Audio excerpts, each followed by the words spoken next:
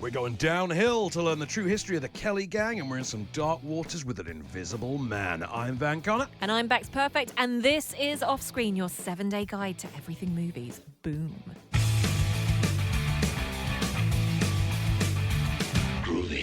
Welcome to Off Screen. Let's get cinematic. Hey, Becks. Oh, hey, Van. You've seen our first movie. I have not. I want you to tell me this week, a week that has seen the mighty Steven Spielberg step down from the Indiana Jones franchise. Never thought I'd see that. But James Mangold, so it's all right. So I want you to tell me all about Downhill. What have we got here? Well, do you know what? I've got a question for you first and foremost. Okay, go on. Where on earth has Will Ferrell been for the last few years? Where has Will Ferrell been for the last few years? Producing anything and everything with a laugh track in it. Okay, Yeah, fine. that- Well, he's that's- not really that's been about on it. our screens. I mean, the last time I saw him was like Daddy's Home. Daddy's Home 2 was only 2 years ago. Well, still, Was it 2 years too long. Was it 2 years? Some might say he hasn't been on our screens since 2003. I do miss that man because he is your associated comedian, isn't he? Yeah. With when it comes to kind of those kind of funny films. And what we've got in Downhill this week is a new kind of Will Ferrell, I think. He's the story itself is based on a family on a ski trip, which I think is quite timely. Seeing, well, firstly, as I look out of the studio today, it's snowing. Yes, it is, isn't it? Yes, it's snowing in And London Bridge. Everyone else is on a ski trip, so this is very timely. And basically, this family go on this ski trip, and it starts to show up the cracks in the relationship between the mum and dad, which can either be played out quite funny, or it can actually have quite a lot of relatable sort of like ickiness about it. Does seem to be a relationship drama, doesn't it? Yeah, to some extent, a dramedy, I would say. Here's what I think you're not picking up on. This was a huge event for our family, okay? And, sir, I don't want to make this a legal matter between us. I don't. Billy. No, I don't want I to. know, but- What I'm saying is what I Yes. don't want. We're not in okay? America where you sue because your coffee is hot, madam. Screw you. I'm an attorney. Okay. You've heard our complaint? Yeah, well, Yeah. someone needs to hear it. Thank you for your time. And no thank you for your time from me. That is for certain. I got it, okay? Okay. So that's Will Ferrell and Julie Louis-Dreyfus Yes. there as well. So you've got two stalwarts of comedy there. Obviously, we all know about the wonderful Will Ferrell, but Julia Louis-Dreyfus, she is, I would say, probably your most Emmy-laden comedian in the States. Quite possibly. You can imagine. So you might recognise her from Veep, from Saturday Night Live, from Seinfeld as well. She is brilliant. What? So I've just remembered what Will Ferrell was in recently. Oh no, is it completely forgettable? Actually, not forgettable. That's the problem. It was Holmes and Watson. Remember that? The film's so bad they wouldn't press show it. So I haven't seen that. Yeah, that was out for on, that was reason. Boxing Day last year. Wow. Okay. It was terrible. Well, there we go. Yeah. That was almost a comedic sort of hand over mouth moment from you just there when you It really discovered was. that. But let's go back to this. So So go on. this movie is the English language version of 2014's Force Majeure. Have you seen that? I did see Force Majeure, and I was really excited because I'm never a fan of the idea of remaking foreign language film into English. Yeah. Because I like The Raid. I love The Raid. I don't want them to remake that. I think Joe Carnahan is going to. Yeah, Please yeah, don't yeah. do it. However, with the case of Force Majeure, I was excited because it's Jim Rash and Nat Faxon who've written and directed it. Yeah. And they are both comedic actors in their own right, comedic creators in their own right. Yeah. And I was really excited just by the idea because, it's Jim Rash from Community, it's Nat Yeah. Faxon, who I know from Broken Lizard. Great talents. Have they done a good job? Do you know what? I have to say I was pleasantly surprised by Excellent. this. So first and foremost, it's an hour and 26 minutes. It's a What? short, sharp, easy watch, okay? It is centred around this family, but we've got some great supporting cast in there as well. I'm going to come on to that in just a moment. Yeah. But what I like about it is it's so relatable. We've all been on this holiday where mum and dad get a little bit bickery That's and then every suddenly... holiday I've ever had. Well, there we go. You'll see a lot to relate to on this. And the comedy is slightly more subtle in a way. There is no sort of him shouting out weird stuff every Yeah. now and again, like having his own little sort of No Will Tourette's moment. Ferrellisms. There's none of that kind of stuff in it. It's more he takes a back seat to Julia on this, Oh, which I okay. quite like. And Is he playing more beta male then to allow her to do take you the know lead? what? He's got his own issues. He's grieving after the loss of his dad, and he is taking life as a bit of but he keeps on saying carpe diem, Oh, so we're going to right, do yeah. it. And she's almost seen as more of a villain of the piece in a way, because she just wants things to just go normally as they should, and it doesn't quite work. But as well as that family unit, we've got people around them as well. And Miranda Otto is in this. And What, you might, Miranda Otto? Yeah, Yeah. so for anyone that doesn't recognise the name, she is in The Chilling Adventures of Sabrina.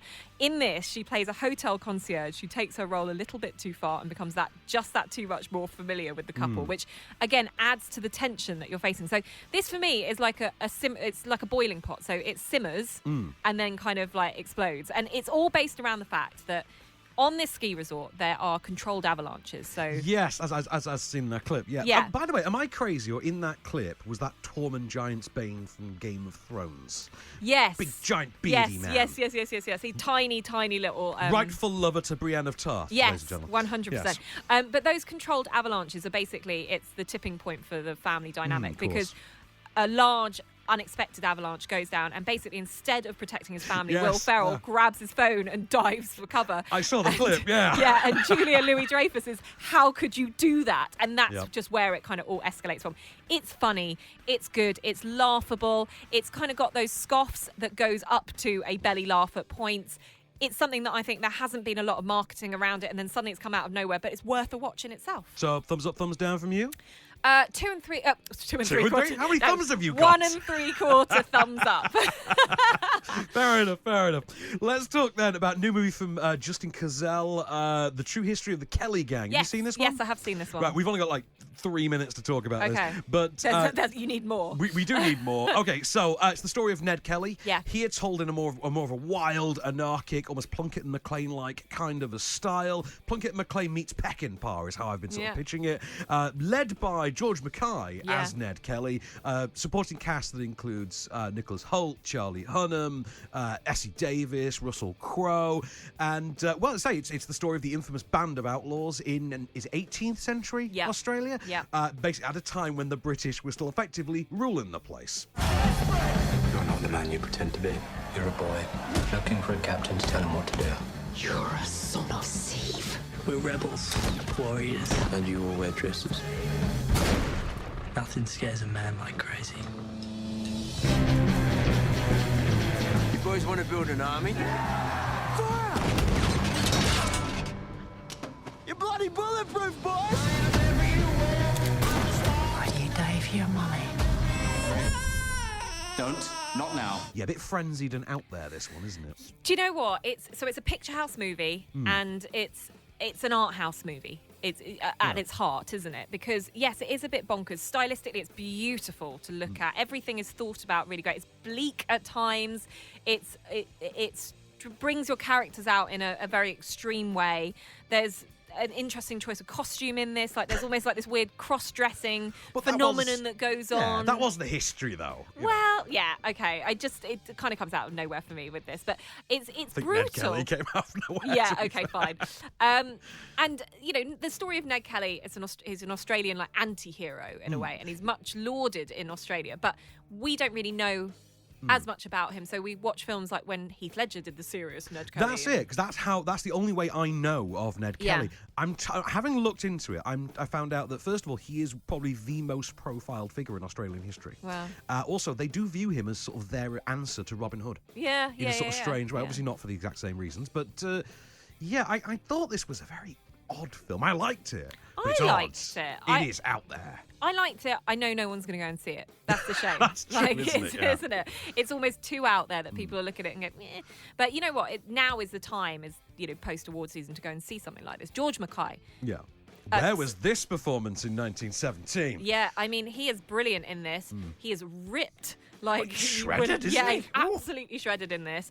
And he puts his all into it. And if you've seen him in 1917, it's the polar opposite of that, in a way. I also want to say that, yes, we do get another to add to the repertoire of Charlie Hunnam's ever-expanding list of accents. This one, I think, is meant to be Geordie. I know. I think. Let's not talk about that because I had selective hearing on that. I do like Charlie Hunnam though. I love the man. Nicholas Hoult. I was impressed with his performance in this. Yes. He is dark in I this. thought a lot of his sort of performance in The Favourite here. That very sort of smarmy, knowing kind of a performance. He's doing almost like a Daniel Kaluuya. He's picking interesting roles, builds up his credibility as a serious actor, and then suddenly he's going to take on another big blockbuster like Arpats and... Shame about that X-Men contract, eh? Wow, Could have got out of those, but okay. I think this will prove divisive in the same way that like Plunkett and McLean did, because I think the stylisation and the anarchism I don't think it's a of it. Plunkett and McLean. I don't think it's as fun as that. That's it, because it doesn't have the fun. It is nastier. Yeah. The thing is, Plunkett and McLean was nasty, but that's it. That was nasty but fun. This is nasty but bleak. Yeah. And I think that is going to prove even more divisive. I think if you take it on its own grounds, though, really good. Yeah. I think if you take it in a more broader view, it's a little rough around the edges, a little shaggy, a little uneven, and I think that's going to put a lot of people off. Thumbs up, thumbs down from you, though. I'm going to give it a thumbs up. I'm going to give it like 1.25 thumbs up. Well, that's good. Yeah. I'll go with that. Yeah, So, I think it's better than just a recommendation, but it's not something that I'd say run and go and see. But you ride, you gallop. And go Gallop and and... gallop in a dress. And No, go and gallop see. in a dress with a big tin helmet that's supposedly bulletproof. Never the case. That's real. That suit exists in a museum. I know. And we all know what happened to Ned Kelly as well. Do we not?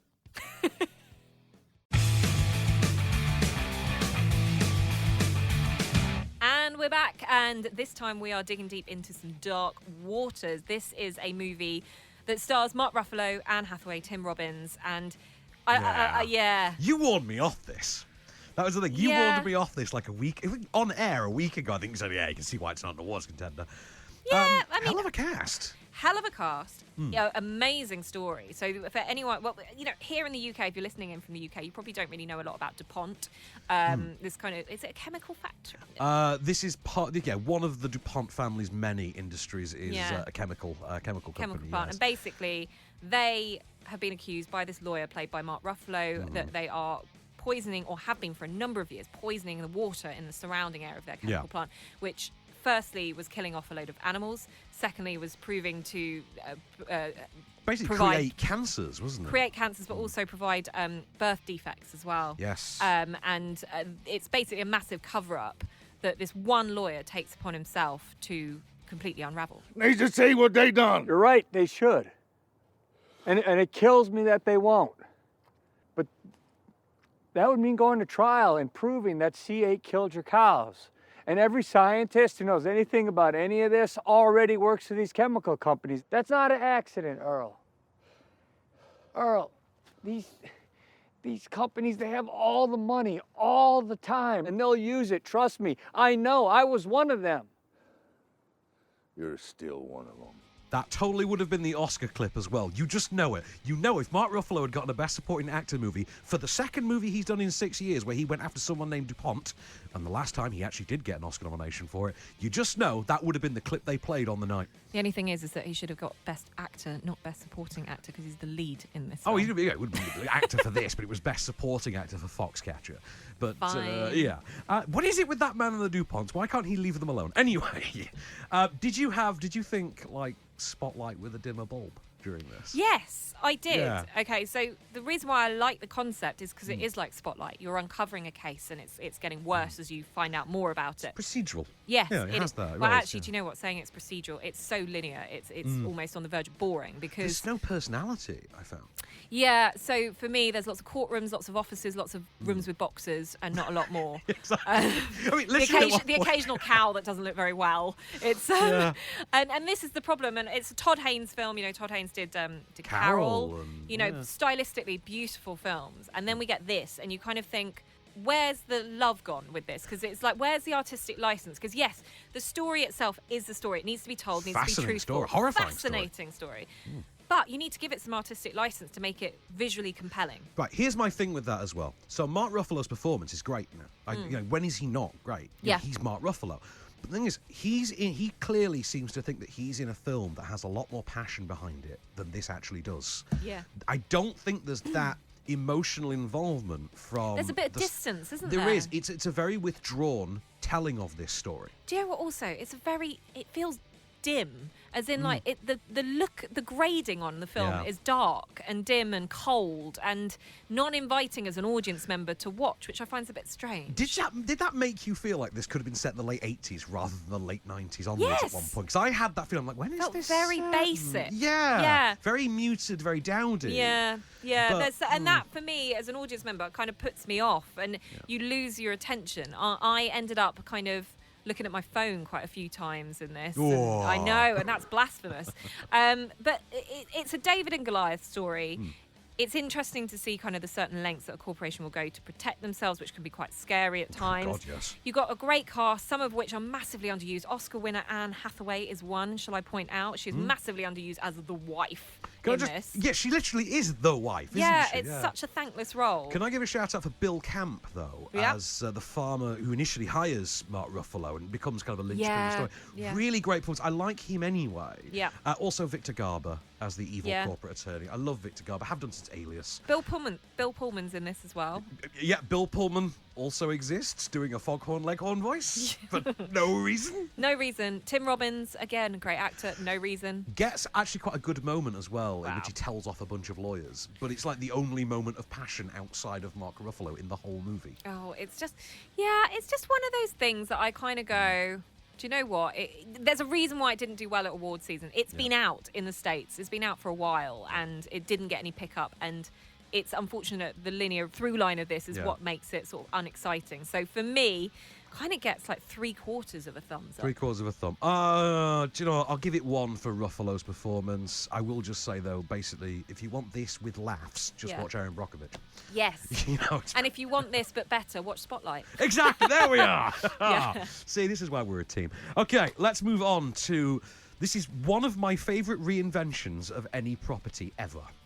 It is Lee Whannell's reinterpretation of H.G. Wells's The Invisible Man, which reimagines the Wells story through the prism of toxic masculinity and Me Too, in which the scientist Griffin is now an abusive, domineering sociopath who basically torments and imprisons his living girlfriend, played here by Elizabeth Moss. Now, she is actually the central character. She is the protagonist. Did she disappear?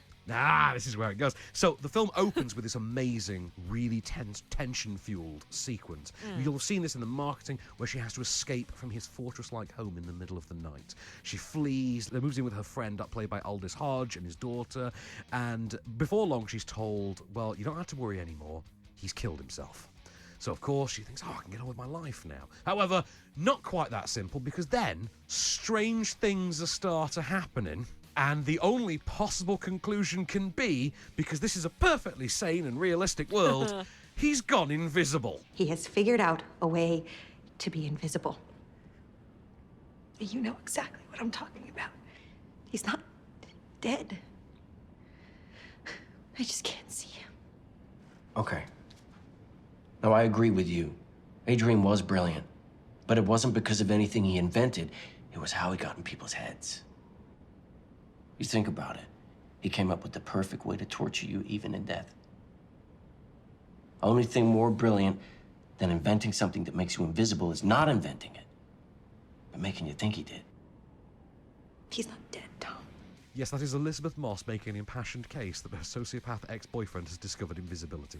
So I thought she was going to be invisible. No! Well, wouldn't that be the Invisible Woman? Yeah, true. I mean, that'd be a good twist if it actually was... You know. If you could twist that title. There are some decent twists to this as well, some really great twists. Do you know what? It's getting quite a lot. Maybe it's because of Elizabeth Moss, but there's been a lot of features about this film, which surprised me. The themes of it are dealt with very, very well. It's a very well-written film. Okay. It is also a very well-acted film. Elizabeth Moss is absolutely tremendous in this. For what is effectively a micro-budget popcorn horror film, she absolutely takes this to the stratosphere. However, MVP on this one, my boy Lee Whannell, who for the second time in a row now has taken what is effectively a Paul Verhoeven movie and just gone in his own direction with it. Because the last time he did Upgrade and did RoboCop, this time he's doing Hollow Man, doing Invisible Man. What he's done is gone for, right, now I'm just going to do John Carpenter meets Shyamalan framing with a hint of Hitchcock. It is all about that framing. Interesting. And it's all about making an empty space the most terrifying thing you can think of. I don't want to say too much on it. No. Because I think you should see this movie. Absolutely take it from me. This is my second favourite movie of 2020 so far. But is anyone going to go and see it? I believe they will. Expectations so far is that this will triple its budget in its opening weekend in the US alone.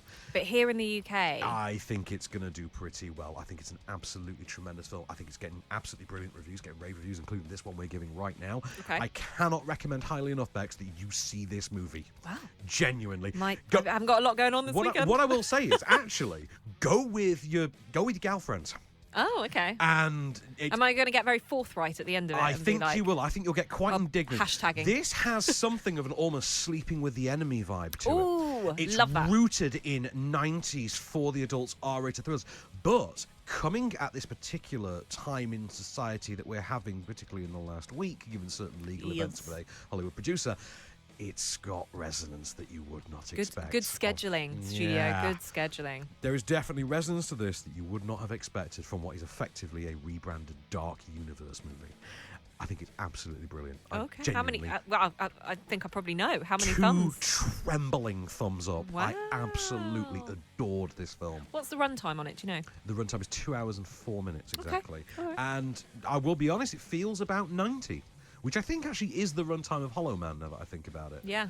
But you can make comparisons, by the way, between this and Hollow Man. I will say that Hollow Man was more about a narcissist and a rapist. Yeah. This is about, a sociopathic, sadosexual predator. But, sounds like one not to miss. Yeah. Get it before it becomes invisible. Put it this way, Invisible Man, must see. Ah. And now a segment we like to call Off-Screen Pays the Bills. Hey up, Becks. Oh, hey, Van. Now, Van, I've got a question for you. Go for it. Do you like fast cars? I love fast cars. I like furious cars even more. You like furious cars too. Okay, well, in that case, you're probably going to need a good vehicle protection plan. Am I right? It's something I could do with here and there. I've had my moments where I definitely would have benefited from one, certainly. Good. Because this is, I'm talking about endurance, okay? So this is a coverage that will help drivers across the US from high costs of auto repairs. And I know when I've travelled in the States, it can cost a lot of money if you need to get your car sorted. I think if anything goes wrong in the United States, it costs an awful lot of money. But cars especially. Cars and human bodies. Well, the way that endurance works is it basically pays mechanics directly for parts and labour and cuts the cost of the middleman, which is absolutely perfect.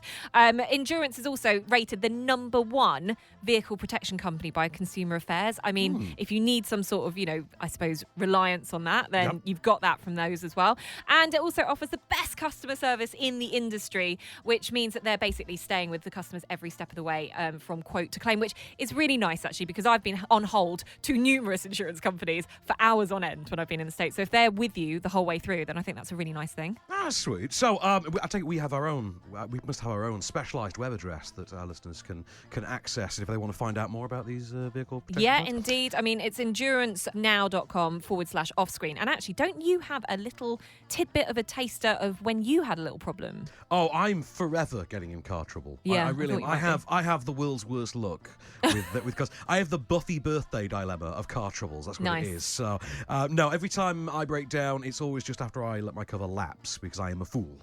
And then I will wind up paying through the nose. Yeah. And it all could have been avoided if I had merely had the rather basic foresight to have any kind of vehicle cover. Well, but, now no. you know where to go, particularly if you are in the States. So it's their vehicle protection plan from Endurance. It's endurancenow.com/offscreen. I'm going to see your road traffic trouble, and I'm going to raise you some gold. So let's take a moment to thank our sponsors, Acre Gold, which is a new subscription platform for gold. So Acre is one of these services that lets you take out like small monthly payments and then basically stack up sort of amounts, and they then send you gold straight to your doorstep every few months once you've accumulated a certain amount. So, and who doesn't like gold? Exactly, everyone loves gold. I mean, I think it goes with everything. I mean, I like blingy gold sunglasses personally, but I think they're more in the bar. I think that's just you. Yeah, they're more in the bar form, I think, in this case. You can subscribe for just $50 a month, which, it's not going to break the bank, so you can start buying gold. There's a $30 a month option as well, so you can watch your gold grow as you simply deposit $30 and then don't you end up getting a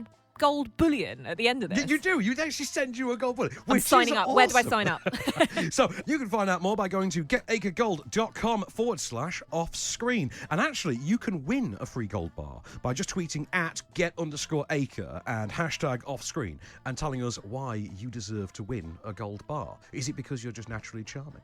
Do you know what? I'm going to use every single Twitter account that I've got to try and win that. All those dummy accounts could come in handy right now. So cancel or modify your subscription plan at any time. And in the meanwhile, let's get golden.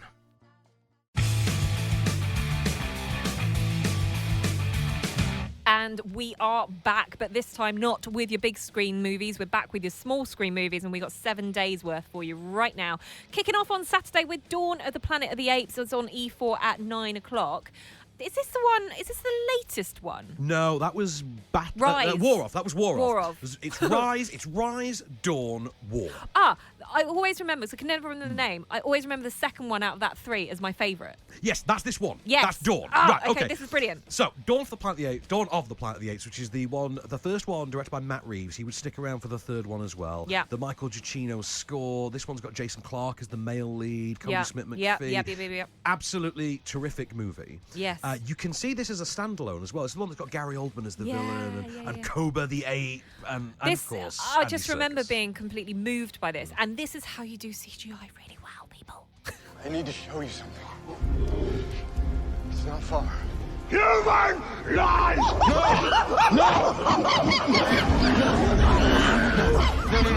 No, I swear. If I could just show you, then you'll understand.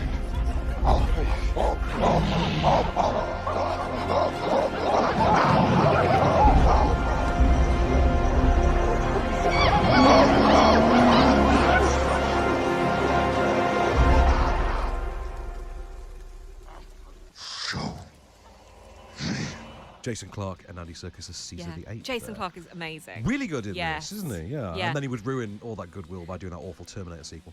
Can we talk about the effects of this? This is mind-blowing. Like It's how next level. Yeah, and I don't understand how films since this came out haven't managed to catch up and do stuff along this level. It is astounding. It really is. Yeah. But more than that, I think it's because it's next level, groundbreaking effects work in service of what is, just on its own grounds, a great movie. Yes. Like, if you'd made this still with the old suits from the 60s and 70s, still would have been a great movie. Yeah.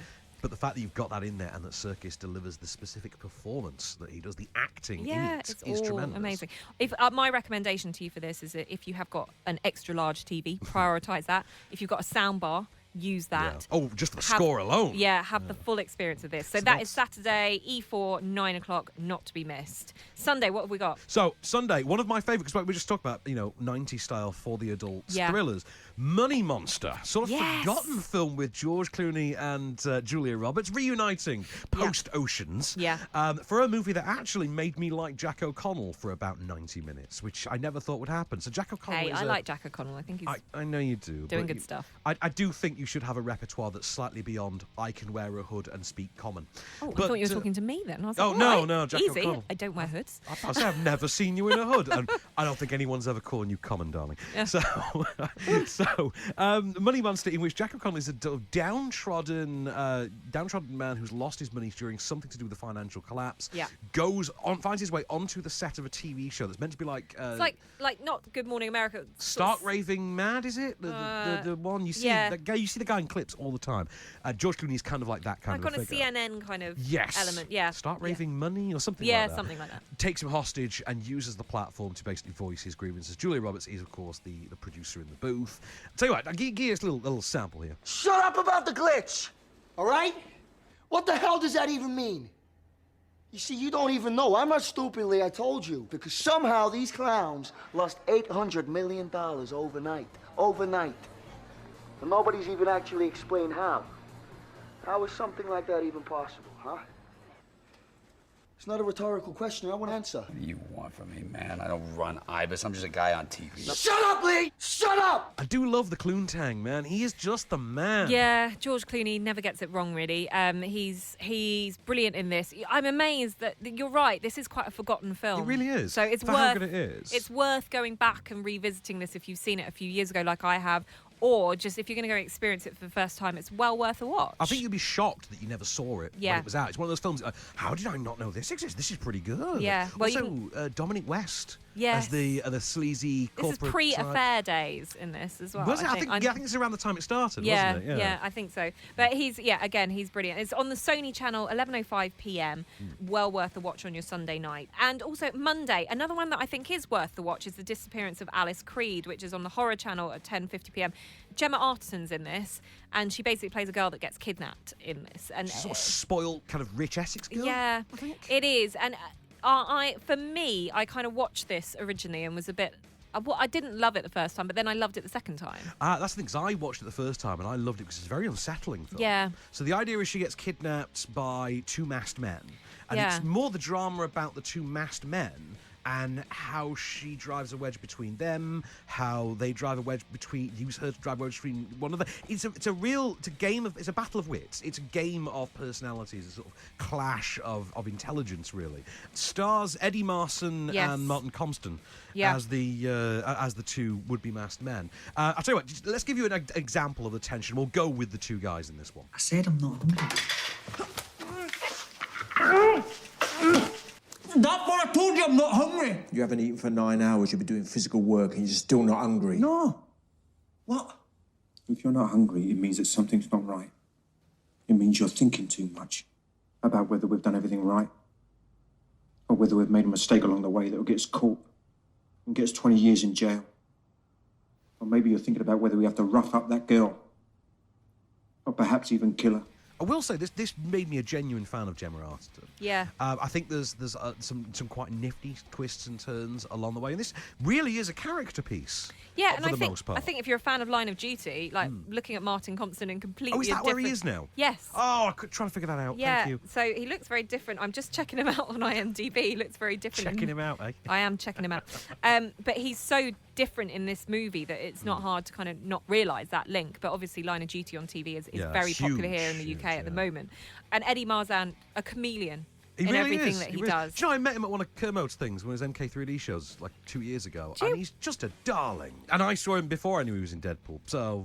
Yeah. There we go. So, Disappearance of Alice Creed, which is 10:50 on the Horror Channel on Monday night. Cannot recommend highly What a enough. way to start your week. I know, right? So, tell you what, we'll smooth the tone out a bit Okay. for the next one. Go So, on on Tuesday, 9 o'clock on E4, a very lovely family drama with a custody battle at the heart of it. It is Chris Evans. Oh, I thought you were going to say Kramer versus Kramer.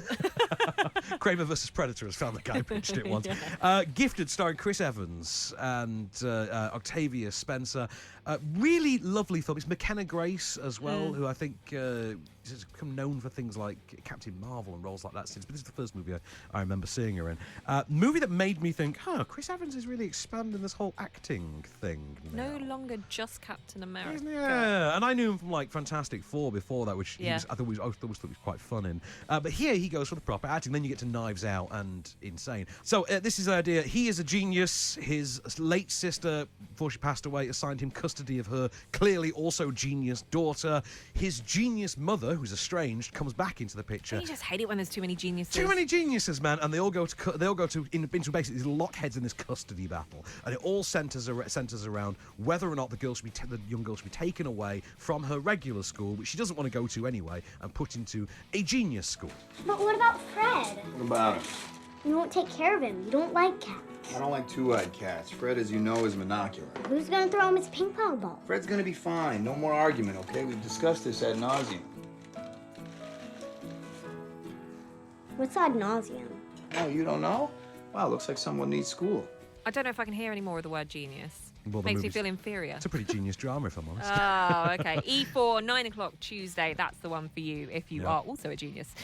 Wednesday, if you're not, then you can go back to the heyday of Guy Ritchie here. Yeah, because you were asking me recently about The Gentleman, and I remember when that came out, I said it was Guy Ritchie's best film since Snatch. Yes. Which, of course, is on 5-star at 11 o'clock on Wednesday. We don't have a clip for it because it turns out it's very, very difficult to find a broadcastable clip from Snatch. I tried. Just use the bit with Brad Pitt in it that's like where you can't really understand what he's saying. Yeah, that'd be about the only way you can get away with it. That was shot quite near my family home, actually. Really? Which is nice, yeah. Nice to know. Yeah. So Snatch, which is do you know what? I'm just going to describe it as a standard Guy Ritchie movie. You know, a bunch of criminals, all from different sort of sects and geographical locations, who all come together and they all butt heads over different criminal schemes. However, Jason Statham is the lead here, so that's a good thing. And also, if you want to know what the inside of a gun looks like, you'll have those stylistic Guy Ritchie shots that take you through every single bit of the barrel, everything there.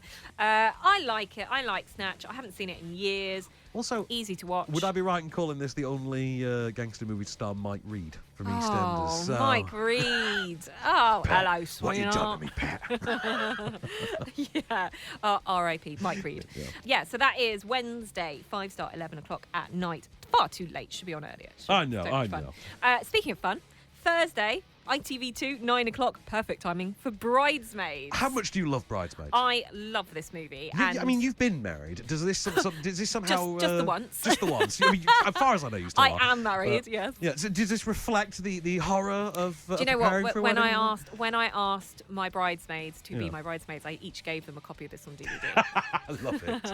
Were you married that recently? Oh, mind you, this is like 10 years ago now, isn't it? 2016 I was married. And it was, it was fun. And actually, when one of my friends got married, we, as bridesmaids, all went with her to watch this at the cinema. Really? When it came out. Yeah, it was very timely for them. When my friend who works at Warner Brothers got married, she posted a picture of her and her bridesmaids against a plain white wall. I actually took it, photoshopped it, and put it onto the poster for Bridesmaids. Nice. So good. there you Good go. work. Good So, yeah, friendship. I'm nice like that. Yeah. This is, of course, the comedy of the bridesmaids argument from hell, effectively. Yeah, and didn't Melissa McCarthy get an Oscar nod for this? I think she did. Yeah, I believe she did. It's breakout role. Breakout roles for her, for Rose Byrne, for Maya Rudolph.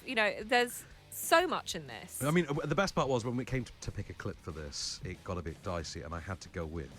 Hey, buddy. How you doing? I'm good. I'm so much more relaxed. Thank you, Helen. I just feel like I'm excited and I feel relaxed and I'm ready to party with the best of them. And I'm gonna go down to the river. Wow, it looks like somebody's really relaxing now. Ready to party! Party! I'm just a fan. I think Chris O'Dowd as well. He was quite a breakout star in this as well. I only wish that My Hen Do was as good as this. So that's 9 o'clock ITV2 on Thursday. So let's finish off the week then in style. Oh my I'm goodness. just going to tell you before we say what this is. And this is absolutely true, I will not trust a person on any fundamental level if they claim to not like this film, because then I know they're full of crap. Okay. Because nobody doesn't like Con Air. No. Con Air is one of the best movies of the last 25 years. And do you know what? Nicolas Cage, you've got to love him, Yeah. right? And actually, coincidentally, I read in the newspaper today. Yeah. He's gonna do this, isn't he? Again, this is on Friday night, 9:45 on Channel 5. It is the perfect way to kick off the Need we weekend. say more? And I'm just going to say that if you are Nicolas Cage and you have to recreate a scene from one of your classic movies, and you have to do one from Con Air, well, there's only one that you can possibly do. Appears the United States Parole Commission that...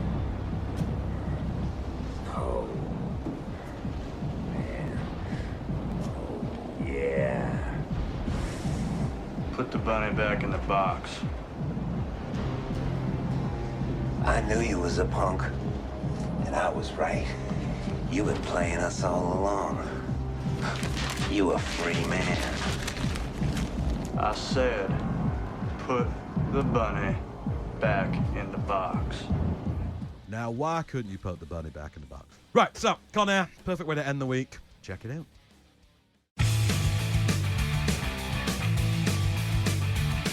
And we're back, and this time we're taking it to home platforms, we're taking it to discs, we're taking it to VOD, we're taking it to streaming. So, Miss Perfect, where shall we begin? With a couple of clicks, like da-da-da-dum, da-da-da-dum, da-da-da-dum, da-da-da-dum. Right, let's not even say it. Let's just play the clip. Hello? There's no one here. Could it be abandoned? It's creepy. Cookie. Mysterious. Spooky.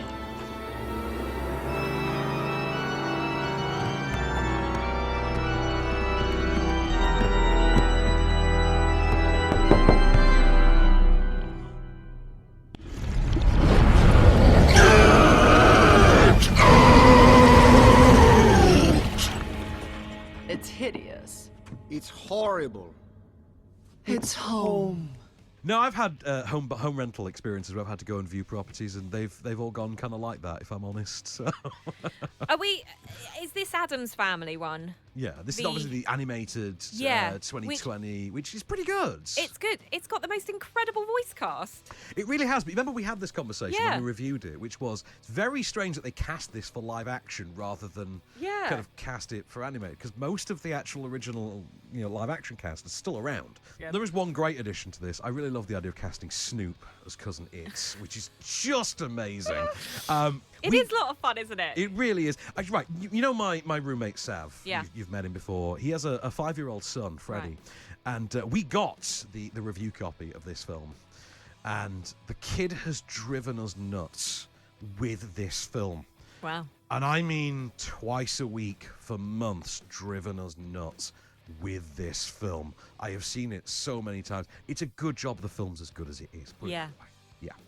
So that's out Monday the 2nd, as is, of course. And then you just asked me about this. What is this film? Countdown. Movie starring Elizabeth Lale from the first series. It was, are we going to put anagrams in? Try to ask for a consonant and a vowel. I'm not lucky enough for them to cast Rachel Riley in a movie. That's all I'm going to say. But I am lucky enough for them to cast Elizabeth Lale from the first season of You in a movie. And that's exactly what they did here, in which there is a new app.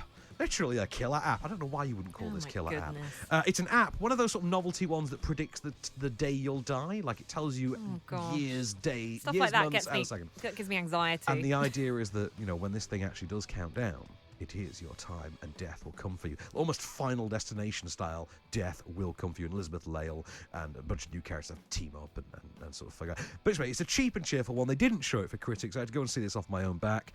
I had a bloody good time with it. It's schlocky, it's trashy, it's right up my alley. And it's, it's exactly what you expect. It's darkened hallways. It's Beck from You in a series of increasingly tiny vests and small shorts. What do you expect from a 90-minute horror movie about a killer app? Yeah. Not a lot more, actually. Not an awful lot more. Not really a cinema release. No.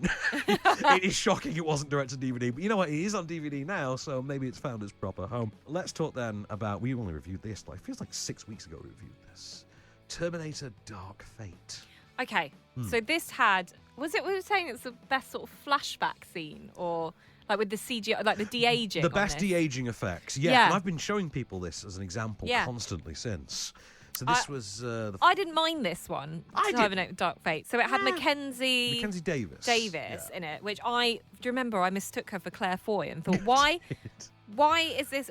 Why can I not find out about Claire Foy in this? This is so awkward. I got really confused. Now, the telltale sign is that, Mackenzie Davis has a personality and can smile occasionally. You're so mean.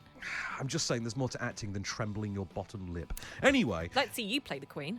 Well, I mean, I could play a queen, it just wouldn't be that queen. But I look great in drag. Anyway, so it's part 3B alternative, isn't it? It's the alternative one in which Linda Hamilton has to become the protector of effectively a new Sarah Connor from an alternative future, that's been brought about by the one that she helped to prevent. Have a little sniff of this one. These guns won't kill it. They'll only slow him down. According to your description of its capabilities, our best option is to secure a military-grade energy weapon.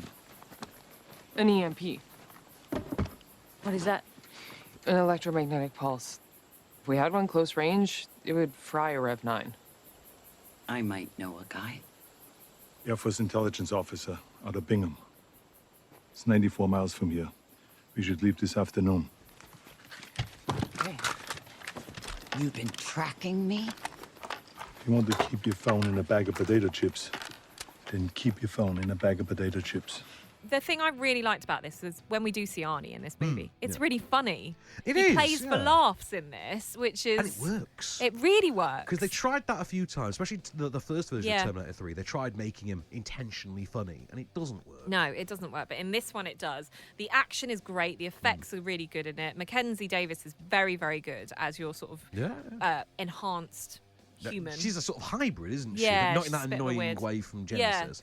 And again, like seeing Sarah Connor back is brilliant. Like That's Linda it. Hamilton, All about that and Linda performance. Hamilton's entrance on this is enough in itself to kind of go, oh, she's back, she's back. Yeah, it's pretty good. I recommend it. I think if you're if you're a die-hard fan of the first two Terminator movies, This comes in at not number the 3. Worst, not the worst Yeah, Terminator I think 3, this is is a it? good third in line. I Yeah, think this definitely. one. No, it's definitely good. Right, should we move over to streaming? Yes, so streaming. We've got kind of the mother load to kick us off on streaming this week. So on Netflix, from Sunday the 1st of March, you're going to get the second batch of Studio Ghibli movies that they're adding to. Remember, Netflix were adding I was going to say, I've got the title here, Studio Ghibli. I'm like, what does that even mean? Well, we couldn't fit in all the films because No. it's things like Princess Mononoke, it's things like Arrietty, it's things like got Spirited Spirited Away. Away. Yes, Yay! and this is the second batch. There's going to be multiple ones. They're just dumping like 5 or 6 at a time, and they will have the complete Studio Ghibli collection on Netflix. That's amazing. Which is great because Yeah. it's wonderful that that for instance